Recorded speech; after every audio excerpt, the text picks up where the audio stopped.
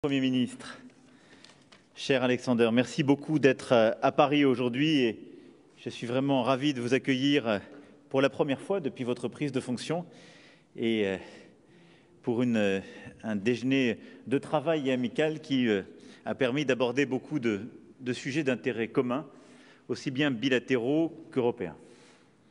Nos deux pays, ça n'échappe à personne, partagent des liens quotidiens extrêmement forts. La frontière commune en est un des traits structurants et je tiens à souligner à quel point d'ailleurs la coopération que nous avons eue depuis le début de la pandémie nous a permis d'agir en Européens de part et d'autre en la matière, de coordonner depuis le printemps dernier notre réponse sanitaire, de maintenir la frontière ouverte, de permettre le travail transfrontalier.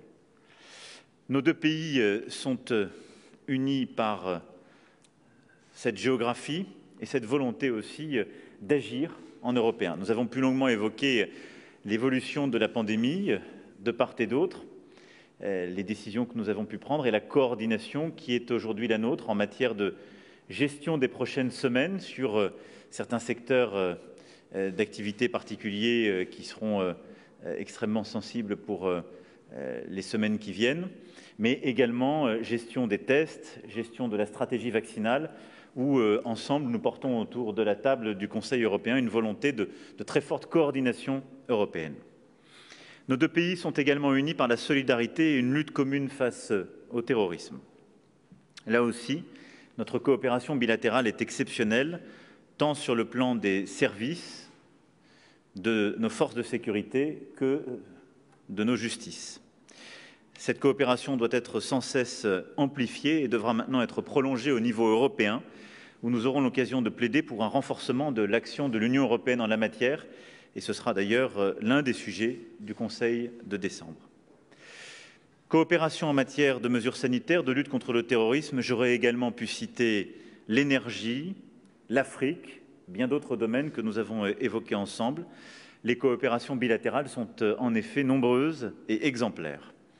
Elles se poursuivent évidemment dans le cadre de l'Union européenne où nous portons une ambition commune et que nous avons pu là aussi balayer au regard des nombreux sujets du prochain Conseil européen. Sur le climat, l'Union européenne devra aussi être au rendez-vous des 5 ans et les 10 et 11 décembre, nous serons à la veille du 5e anniversaire de l'accord de Paris et nous aurons à réviser notre objectif de réduction des émissions d'ici à 2030 à moins 55%.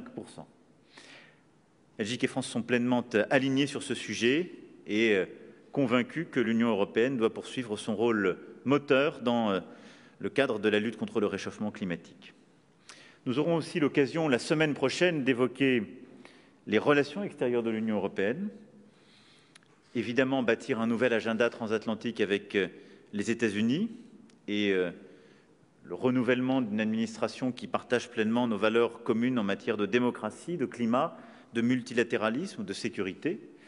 Nous devrons également tirer les conclusions des actions hostiles de la Turquie et faire le suivi de nos conclusions du Conseil d'octobre, malgré la main tendue à ce moment-là par l'Union européenne. C'est, à mes yeux, un sujet tout à la fois de crédibilité et de souveraineté pour notre Union. Enfin, nous avons également évoqué les négociations en cours sur la relation future entre le Royaume-Uni et l'Union européenne. Nos deux pays sont parmi, il faut bien le dire, les plus concernés par un Brexit que nous n'avons pas choisi, je le rappelle. Et nous serons particulièrement vigilants aux conditions de concurrence équitable, aujourd'hui et dans la durée, et à la question de la pêche. La préservation des activités de nos pêcheurs dans les eaux britanniques est une condition essentielle. Les justes règles du marché, dans la durée, le sont également. Sur ce sujet du Brexit, notre position a été constante. Un accord doit permettre une relation future équilibrée et la France n'acceptera pas un accord qui ne respecterait pas nos intérêts dans la durée. Voilà les quelques mots que je souhaitais faire en compte-rendu rapide de l'entretien que nous venons d'avoir, au-delà des nombreux sujets que nous avons pu développer ensemble. Mais je voulais vraiment te remercier à nouveau, cher Alexander, pour cette visite à Paris et pour les échanges très directs et amicaux que nous avons pu avoir une fois encore. Merci, Monsieur le Premier ministre. Merci, Monsieur le Président. Cher Emmanuel, on avait eu l'occasion de se parler avant à Bruxelles lors des Conseils européens. Très content de pouvoir le faire ici à Paris et de débattre plein de sujets. Vous en avez évoqué quelques-uns à un moment spécial. C'est clair que nos pays, mais en fait l'Europe entière, est quand même face à d'énormes défis. Défis sanitaires avec la crise Covid, défis économiques avec une situation économique qui est clairement pas facile. Et à côté de cela, on a plein d'autres défis à affronter. Réchauffement climatique, menaces terroristes contrôlées, les vagues migratoires, etc.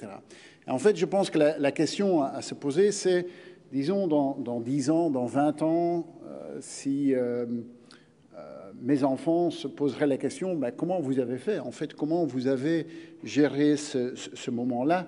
Je pense que la réponse qu'on devrait donner à ce moment-là, c'est ensemble, en Européens. On a confronté tous ces défis en se comprenant et en comprenant qu'ensemble, on peut arriver beaucoup plus loin. C'est pour ça que du côté belge, on soutient complètement le projet de résilience stratégique européenne pour qu'on puisse avoir des atouts dans la matière de l'énergie, dans la défense, dans les secteurs économiques vitaux. Pas parce qu'on veut entrer en concurrence avec nos alliés, mais parce qu'on veut être des meilleurs alliés.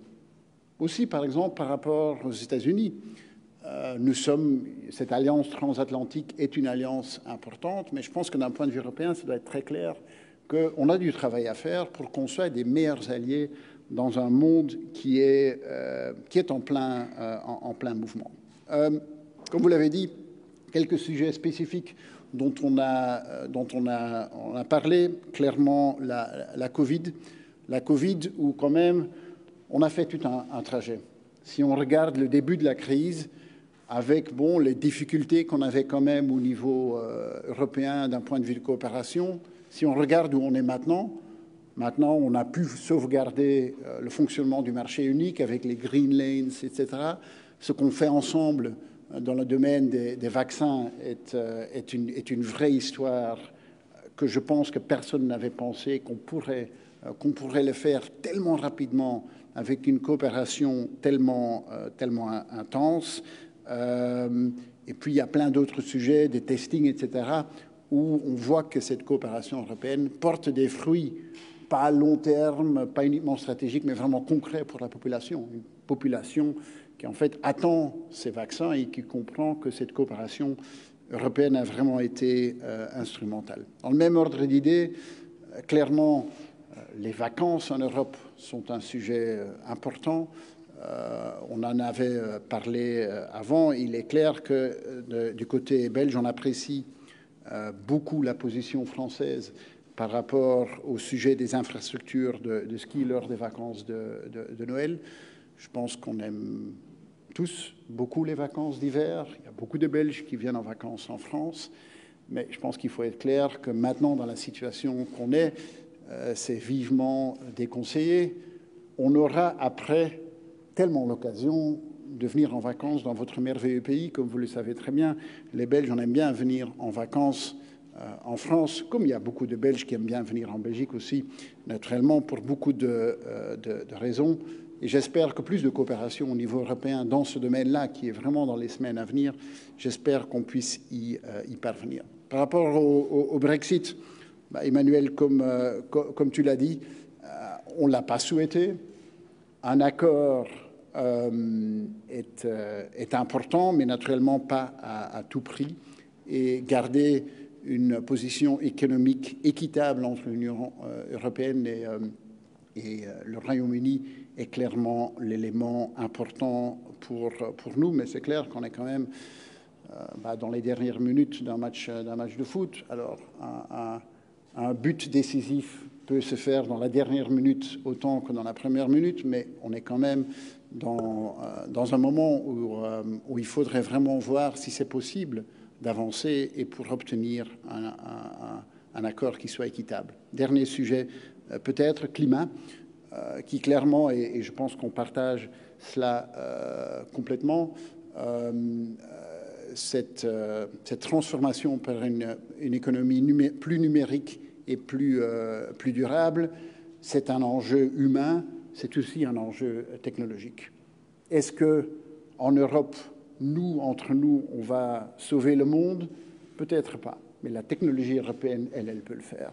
Et prendre ce virage vers une économie plus durable, c'est un enjeu économique, c'est un enjeu technologique. Finalement, cette question économique et technologique peut être une solution, et clairement, on doit le voir d'un côté stratégique de ce point de vue-là. Donc, je me suis réjoui d'avoir l'occasion de pouvoir discuter tout cela ensemble, et je suis convaincu que dans un monde avec tellement de défis, une bonne compréhension au niveau européen, mais certainement entre la Belgique et la France, sera toujours un atout pour